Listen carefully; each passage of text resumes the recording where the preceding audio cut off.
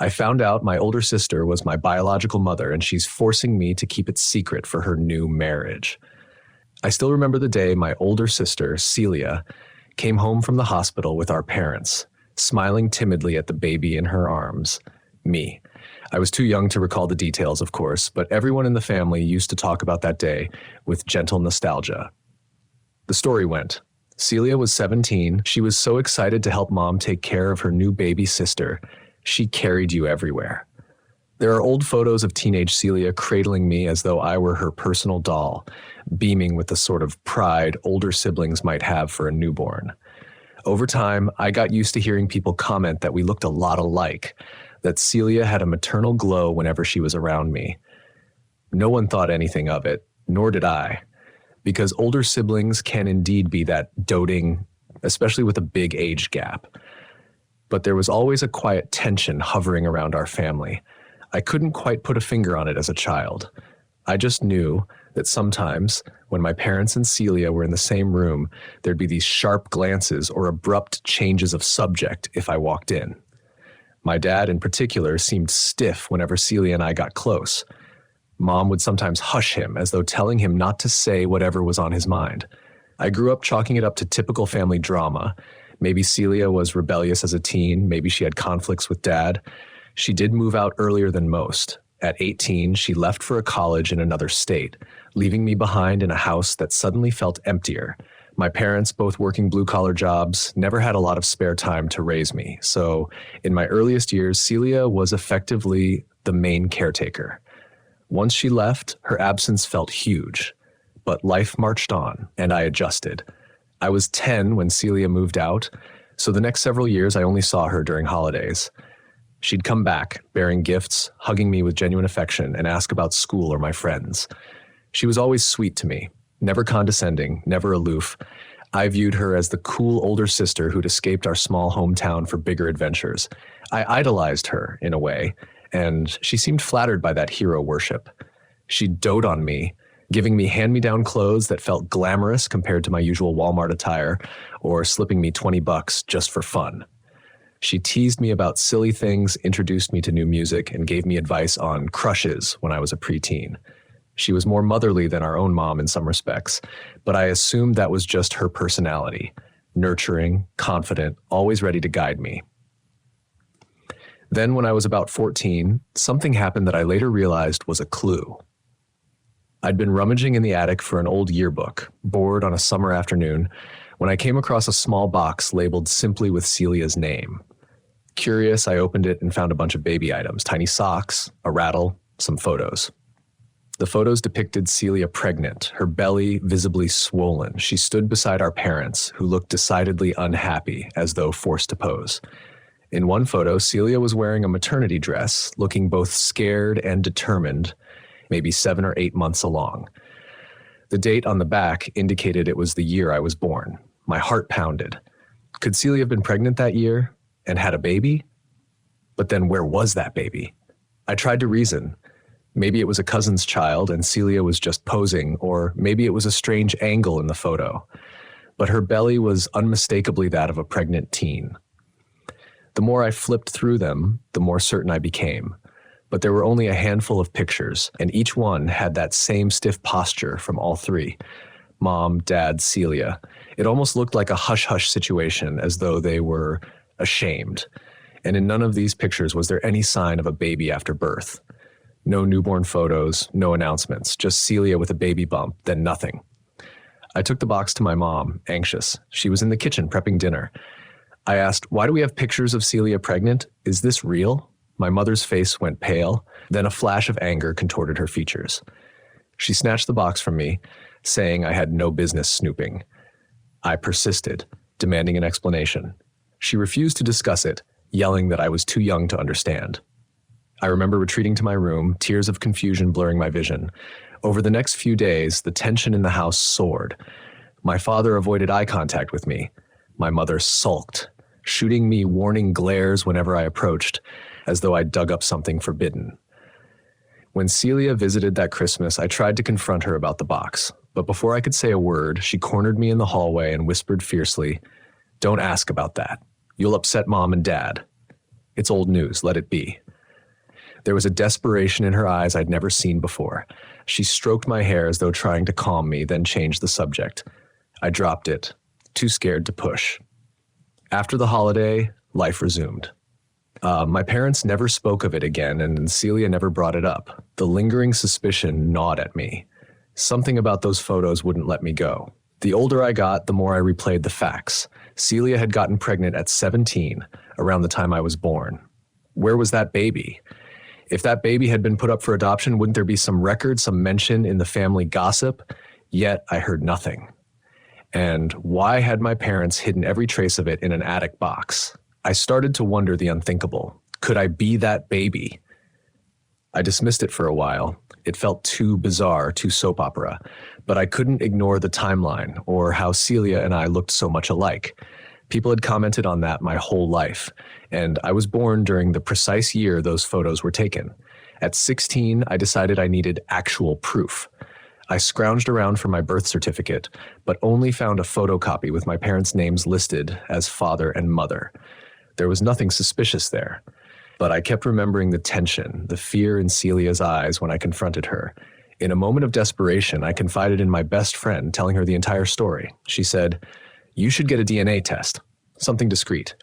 That seemed too dramatic, but the idea lodged in my mind. If I could just confirm my suspicion, I'd know the truth once and for all. So quietly, I ordered a direct-to-consumer DNA kit that matched me with relatives. I told my parents it was a fun ancestry test for a school project. They waved it off, uninterested, and I sent in my sample. A month later, the results arrived. They indicated my paternal line matched with Dad's side, which wasn't surprising. He'd still be my grandfather if my theory was correct.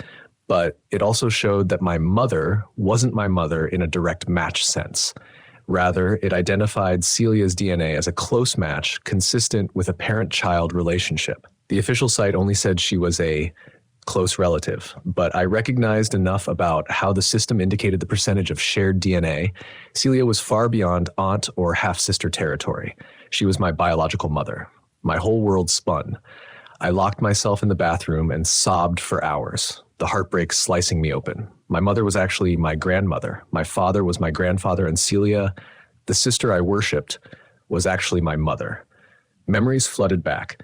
Times Celia had scolded me more harshly than an older sibling might. Times she'd seemed overly protective. Times she'd talked to me about sensitive topics with an intensity that felt beyond sisterly. It all made sense, and I felt betrayed, ashamed, confused, furious, every emotion swirling into a giant knot in my chest. I confronted Celia first, away from home, since I didn't trust my parents not to blow up. I visited her on campus. She was in grad school by then, living in a small apartment near the university. When she opened the door and saw my expression, she seemed to know. Her face crumpled. She let me in, offered me tea, but I refused. I stood in her living room, arms crossed, tears threatening to spill, and said, "It's true, isn't it? You're my mother." She sat down on the couch, hands trembling, and nodded slowly. "Yes," she whispered, "I am." The rest of the conversation blurred. I remember yelling, "How could you let me live a lie? Did Mom and Dad force you? Why didn't you tell me?" Celia cried, explaining how she'd been a rebellious teenager, gotten pregnant by a boy who vanished upon hearing the news. Our parents, deeply religious, refused to let her get an abortion or keep the baby in a public sense. They concocted a plan. They'd raise me as their own, so Celia could still have a chance at college, at a normal future. The entire community was told that Celia had gone to stay with an aunt for a while. In reality, she was pregnant and hidden away. Then she came back, and I was introduced as the new baby. It was all hush-hush. They threatened her not to reveal the truth to anyone. I demanded, "Why didn't you tell me when I got older? Didn't you think I had a right to know who my real mother was?" She shook her head, tears streaming. I was scared. We all were. Mom and Dad wanted you to grow up in a stable environment, not ashamed or confused. I wanted to tell you so many times, but they insisted it would ruin the family if you knew. So I kept quiet. My anger boiled. "So you just let me think my grandmother was my mother and you were my sister. That's monstrous."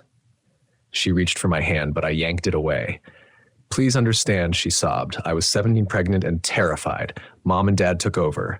They told me if I wanted any chance at a normal life, I had to give you up to them. It broke my heart, but I believed it was best. And then it became easier to pretend we were siblings as the years passed.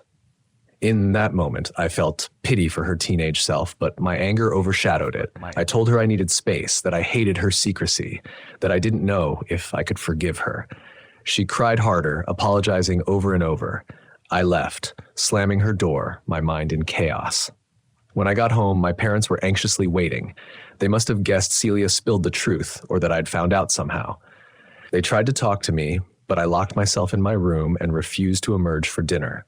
Later that night, Dad forced me out, insisting we talk. Mom was there, puffy-eyed, tissues in hand. They admitted everything, reaffirming Celia's story, saying they only did what they believed was best for me. I screamed at them, calling them liars, telling them they'd stolen my identity. I demanded to know who my biological father was, but they said Celia claimed he disappeared. They didn't even know his name. Or so they said. I didn't believe half of what came out of their mouths anymore. For weeks, the house was tense. My relationship with my parents disintegrated. Celia tried calling me multiple times, leaving voicemails begging to talk. I ignored them. My best friend was my only confidant. I told her everything. She was shocked but supportive, reminding me I wasn't to blame, that I had every right to feel betrayed. Meanwhile, I felt like a stranger in my own life. Every day I woke up to a new wave of resentment. I realized that so many of my childhood memories were shaped by a lie. Then, Celia returned from grad school for the summer, determined to patch things up. I agreed to meet her at a cafe, if only to get some closure. She apologized again, explained how she truly loved me, that giving me up was never her desire but a necessity. She tried to rationalize that our parents gave me a stable upbringing, saving me from stigma. I responded that I didn't care about the stigma, I cared about the truth. She wept, saying she understood. Over time, we reached a fragile truce. She was more gentle in her approach, not pushing me to call her mom or anything. And I recognized that she'd been a victim of circumstance too, pressured by my grandparents. Slowly, we began rebuilding some connection, though it was awkward. We decided not to tell extended family. Many of them likely suspected something back then, but no one ever confronted it. The entire scandal was deeply buried. Celia returned to her final year of grad school in the fall. I stayed in my hometown finishing high school. My parents tiptoed around me, terrified I'd run away or do something drastic. I didn't. I just withdrew emotionally. The day I turned 18, I moved out to go to college, ironically the same school Celia had attended in another state. We didn't overlap there, she'd graduated by then. But she left behind some old acquaintances who recognized me, noticing how I looked like her. They'd say, "Oh wow, you're Celia's sister?" I'd nod, tight-lipped, fighting the urge to snap. Sister or daughter? Hard to say. But I kept it bottled up. For a couple of years, Celia and I had sporadic contact, mostly polite. She'd text me on my birthday or send me random memes. I tried to compartmentalize my feelings, telling myself she was more like a distant relative who'd wronged me. Then, unexpectedly, she announced she was engaged. She'd met a man named Jason, an engineer, kind, successful, and as she put it, the love of her life. She asked if I'd come to the wedding. By then, I was 20, still resentful but calmer. I said yes, partly out of curiosity to meet Jason and see how Celia was living. The wedding planning was a whirlwind. Celia asked me to be a bridesmaid. That stunned me. I hesitated, but she pled, "I want my sister in my bridal party. Please?" I relented, feeling a pang of longing to have some normalcy between us. Maybe being a bridesmaid would be a step toward healing, or so I told myself. But as we got deeper into the wedding prep, I noticed Celia was on edge, especially regarding me. She'd shoot me anxious glances whenever I interacted with Jason or his family. Finally, one night after a dress fitting, she pulled me aside. We were alone in the church's dressing room, the other bridesmaids having left. Celia's hands fidgeted with her shawl, eyes flicking about nervously. "I need you to do me a favor," she said, voice trembling. My stomach tightened. "What kind of favor?" She inhaled sharply. "Jason doesn't know about my past pregnancy. I never told him I had a baby when I was a teen. He thinks you're just my little sister. My parents are coming to the wedding, of course, and they won't say anything. But I need to make sure you don't either." I felt an instant surge of anger. "You mean you haven't told him you're actually my mother? That's a pretty big secret to hide from your future husband." She winced. I know, but you have to understand. I can't lose him. He's very traditional. If he knew I had a child out of wedlock that I gave up to my parents, he'd be devastated or furious, or I don't know. It might ruin everything. And his family is conservative too. This would be a huge scandal. I let out a derisive laugh. So you want me to keep up the lie about being sisters forever, even after you're married? That's insane. Celia's eyes pleaded. Please, just for now. Let me handle it. Maybe one day I can tell him in my own time, but not now. We're getting married in a few weeks. If he finds out, he might call the whole thing off. I can't risk that. I love him. My blood boiled. So you're asking me to perpetuate this lie about my own identity for your convenience? You're not even going to tell your husband the truth about his future wife? She grabbed my hands. I know it sounds terrible, but I promise. I'll find the right moment later, once we're settled, once he knows me better. You have to understand, I was forced into giving you up. It was traumatic. I rarely talk about it. I can't let it jeopardize my marriage before it even begins. So please, promise me you won't say anything. I jerked my hands away. This is unbelievably selfish. Don't you think he deserves to know who you really are? She looked tortured. Yes, but not yet. Please, I'm begging you. You're the only one who might accidentally let it slip. Everyone else in the family knows how to keep quiet. I need your silence. A flurry of emotions raged inside me. Betrayal, resentment, disbelief. Finally, I muttered, fine, I won't say anything yet, but this is your mess, Celia. Don't expect me to keep your secret forever.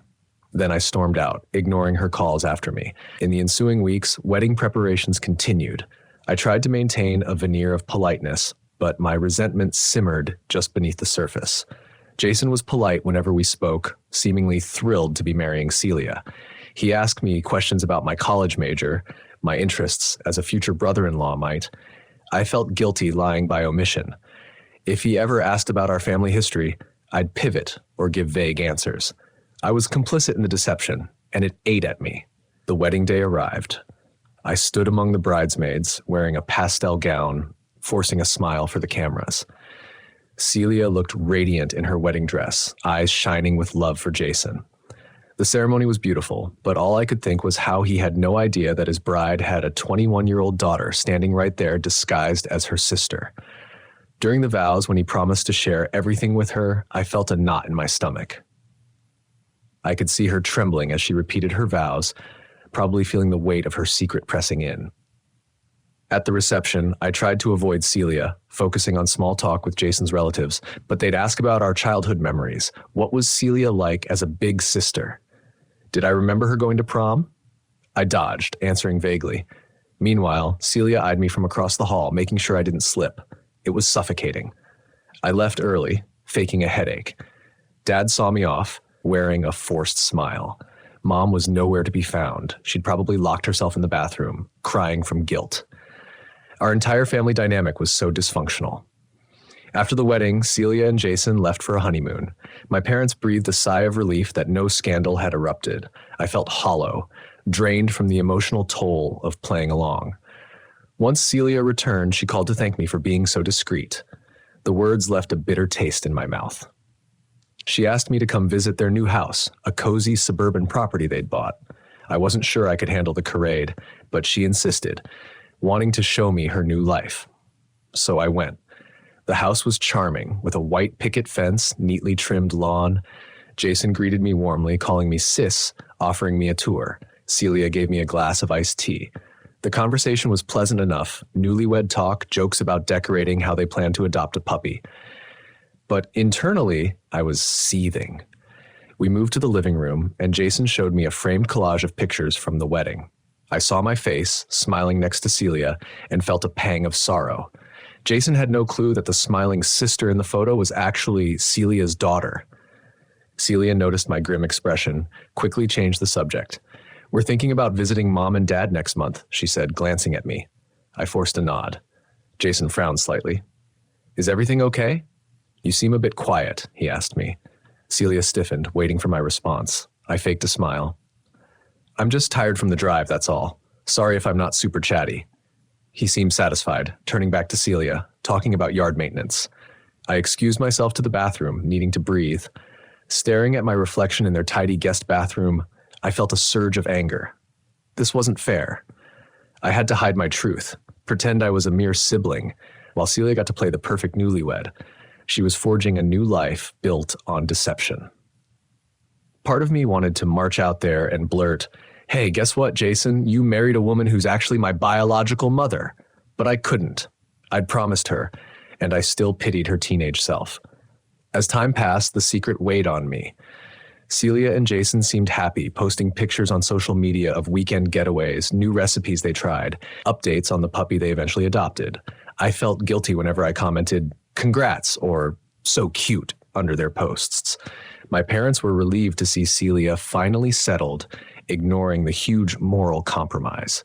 Meanwhile, I was struggling to keep my resentment in check. Celia would call me every so often asking how I was, if I needed anything. She tried to sound maternal, but it came across as patronizing. Sometimes she'd slip up and say something like, "I'm so proud of how well you're doing. It reminds me of when I was your age." Then catch herself, correct it to, "It reminds me of how I was in college." I'd roll my eyes, biting back a scathing remark. The unspoken tension built. Then, roughly a year into her marriage, Celia announced she was pregnant. This time openly, legitimately pregnant with Jason's child. The family erupted in joy. My parents cried tears of happiness. Celia glowed with excitement. Jason was ecstatic, telling everyone how he couldn't wait to be a dad. And I felt complicated. On the one hand, a new sibling, or half-sibling, was on the way. On the other, Celia had never acknowledged me as her first child. So, in the eyes of the world, this was her first. At a family gathering to celebrate the baby news, I watched as people congratulated Celia on finally becoming a mother. She giggled, thanking them. My stomach twisted. The worst was when Jason's relatives came up to me, beaming. "Isn't it great you'll be an aunt?" they said. "Celia's going to be an amazing mom. She's always been so caring and nurturing." I forced a smile, my cheeks burning with the urge to shout, "She's already been a mom for over 2 decades." But I swallowed the words, tears threatening to well in my eyes. At one point, after that party, Celia pulled me into a corner. "I know this must be hard for you," she whispered. "But please, hang in there. I'll tell Jason eventually, once the baby's here and things settle." I stared at her incredulously. "You're having his child, and you still won't tell him you already have another daughter?" She begged me to understand. "I don't want to upset him during my pregnancy. Stress isn't good for the baby. Please, keep it quiet a little longer." Celia took a deep breath, her voice shaking as she looked directly at Jason. "What I'm about to tell you changes our family story, and it's something I should have shared before we married, but I was afraid." She paused, wiping her eyes, then continued, "The truth is, she's not just my sister. She's my daughter. I had her when I was very young, and our parents decided it would be best for everyone if we kept it a secret and raised her as my sister." Jason's face drained of color as he processed her words. He turned to look at me, his expression one of disbelief. "Is this true?" he asked, his voice barely a whisper. I nodded, feeling the weight of the moment. "Yes, it's true. I only found out myself a few years ago." The room was heavy with silence, the air thick with the tension of revelations. The therapist intervened gently, suggesting we all take a moment to breathe and let the information settle. Jason leaned back, his eyes never leaving Celia. After a long pause, he spoke, his voice strained. "Why now? Why tell me this after all this time?" Celia reached for his hand, but he pulled away gently. "I was scared," she admitted. "Scared of losing you, of changing how you see me. I wanted to find the right time, but there never seemed to be one. And now, with Dahlia in our lives, I couldn't keep lying, not with the stakes so high." Jason looked down, processing. "And our daughter, Dahlia, she's really my daughter?" he asked, seeking reassurance. "Yes, absolutely," Celia replied quickly, eager to affirm this truth. "There's no doubt about that. Dahlia is ours." The therapist suggested they discuss how they could move forward, acknowledging the hurt and the breach of trust, but also recognizing the need for healing. "Jason, what do you need right now to process this information?" she asked. Jason was quiet for a moment, then said, "I need some space to think about all of this. It's a lot to take in." He stood up, his demeanor one of someone who needed to clear his head. "I'm not saying it's over, Celia, but I need time to understand how I feel about all this." Celia nodded, tears streaming down her face. I understand, and I'll give you all the time you need. I'm so sorry for keeping this from you. After Jason left the room, Celia turned to me, her eyes full of gratitude and sorrow. Thank you for being here, she whispered. I know how hard this was for you. I felt a complex mix of relief and sadness. It needed to come out, I said simply, for everyone's sake, especially Dahlia's. The therapist then spoke, addressing me. And you, how are you holding up? This was a significant moment for you as well. I sighed, feeling the years of secrecy lifting yet opening new avenues of uncertainty. I think I'll need some time to process this too. It's been a lot of pretending, and it's tiring. Celia and I left the therapist's office together, but went our separate ways outside. The air had shifted between us, a tentative hope mingling with the remnants of our shared past. As I walked away, I pondered the future. It was uncertain, but for the first time in a long time, it felt like there was a possibility for genuine healing and maybe, eventually, a form of reconciliation, not just for me, but for our whole family. Celia's voice trembled. She's not my sister. She's actually my daughter. I had her when I was 17, and my parents raised her as theirs. We never told her, until she found out recently. I've been begging her to keep it secret so it wouldn't affect our marriage, but I can't hide it anymore. She broke down into sobs, covering her face. A stunned silence fell. Jason gaped at me, then at Celia. This is some kind of joke, he murmured. The therapist quietly reminded him to remain calm, encouraging him to process. I found myself speaking, voice shaking. It's true. I have proof, a DNA test. Celia gave birth to me, but my grandparents adopted me as their own. That's why I've been calling her my sister. I only learned the truth a couple years ago. Jason's face contorted with shock, then anger. He stood, running a hand through his hair, pacing. You lied to me about having a child, he said to Celia, voice thick with hurt. She nodded, sobbing. He turned to me, and you pretended to be her sister this whole time? I bristled. I didn't pretend. I was raised believing she was my sister. I only found out in my teens, and she begged me not to tell you. My voice wavered. I'm sorry, but this was never my choice. He looked overwhelmed, sinking back into his chair. The therapist gently guided him to breathe, to name what he was feeling. He hissed, I feel betrayed, lied to. Why keep this a secret? Didn't I deserve to know my wife had another child? Even if you were raised by your grandparents, it's still her baby. Celia tried to explain, trembling. I was scared. I thought you'd judge me, or your family would. I panicked. I kept telling myself I'd tell you later. Then I got pregnant with Dahlia, and it never seemed like the right time. Jason's voice rose. There's never a right time for a lie like this, Celia. The session devolved into tears. Accusations, please. The therapist tried to mediate, encouraging honesty and empathy. I mostly sat there, heart pounding.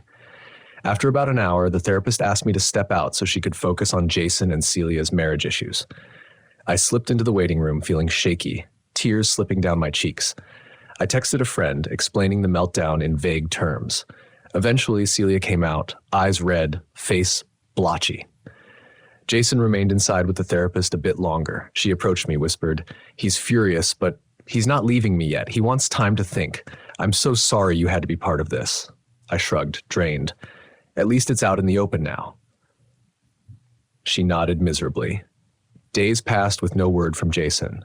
Celia called me frequently, saying he was staying at a friend's place, trying to process the bombshell. She worried about Dahlia, who asked for Daddy and didn't understand why he wasn't home.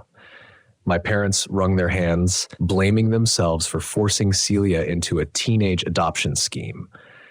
I tried to stay neutral, focusing on my classes. Then, about a week later, Celia texted me that Jason had come home. They were going to attempt marital counseling further, and he'd eventually like to talk to me privately.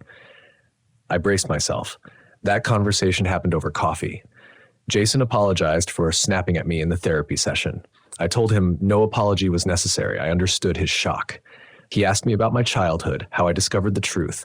I recounted the story, tears forming as I described the betrayal. He shook his head in disbelief, saying, I just can't wrap my mind around how Celia could hide this from me, and I feel so sorry that you had to live with such a lie. I offered a sad shrug. It's complicated. She was manipulated as a teen. But yeah, it hurt. He nodded solemnly, sipping coffee. Dahlia is your half-sister, he said quietly. That's wild. I managed a small smile. Yeah, it is. He admitted he still loved Celia, but trusting her again would be hard. He worried about his family's reaction if they found out. But for Dahlia's sake, he was willing to try counseling. He asked me if I intended to remain in their lives. I hesitated, then said, I'd like to, as your sister-in-law or as Celia's daughter. I don't even know. But I want to be in Dahlia's life, maybe as an aunt figure, or half-sister, I don't know. He understood the confusion. We parted on guarded but polite terms. Over the next year, Celia and Jason continued therapy, gradually rebuilding trust. They decided not to make any huge public announcements about me being Celia's daughter, too many complexities, but Jason accepted the truth in private, ensuring no more lies were between him and Celia. As for me, I found a cautious equilibrium with them. I visited occasionally, spent time with Dahlia, who grew into a sweet toddler. Celia tried to be more open about her feelings, apologizing regularly for the burden of secrecy I'd endured. Our extended family? They mostly remained ignorant. My parents were relieved the crisis didn't explode publicly. The tension still existed between me and them, but we had an unspoken agreement to keep the peace. Sometimes I'd see them fussing over Dahlia as though she were their only real grandchild, and my chest would tighten. But I kept my composure. Over time, I realized that while the sting of betrayal never fully disappeared, I could move forward. I had a life outside of their drama, a career, friends, ambitions that had nothing to do with being Celia's hidden child. As for Celia's new marriage, it survived, albeit scarred. Jason told me once quietly that he forgave her but would never forget how big a lie she kept. She, in turn, became more humble, more aware of how her teenage trauma impacted her adult choices. She promised to never again ask me to hide who I am. Whether or not we'll ever make it public knowledge that I'm her daughter remains to be seen. For now, it's enough that Jason knows. Dahlia might discover it someday. Maybe we'll cross that bridge when she's older. And me? I've come to terms with the fact that Celia was forced to give birth in secrecy at 17, that my grandparents lied to me, that my identity was shaped by a ruse. It's not easy, and some days the anger resurfaces. But I've found a kind of peace in acceptance. My older sister is my biological mother, and she's forced me, at least for a while, to keep it secret so she could protect her new marriage. That's the reality. I can't change the past. All I can do is decide how to move forward, living my life authentically now that I know the truth. I'm forging my own path, separate from their tangled web, yet occasionally stepping back to see Dahlia, to connect with Jason, to remind Celia that while I empathize with her teenage plight, I won't be silenced if she tries to bury me again. Perhaps someday we'll come clean to the rest of the family, or perhaps not. For now, I hold on to the knowledge that I survived the ultimate family betrayal and can still find love, honesty, and self-worth outside of their secrets. It's enough for me. If Celia and Jason can build a stable home for Dahlia, if my parents can finally let go of their guilt, maybe that's all the closure we can hope for. And maybe, just maybe, I can carve a relationship with Celia that, while unconventional, has room for forgiveness. Because in the end, we're both casualties of a lie that started decades ago. And if there's one thing I've learned, it's that the truth, no matter how painful, is always better than a lifetime of deceit.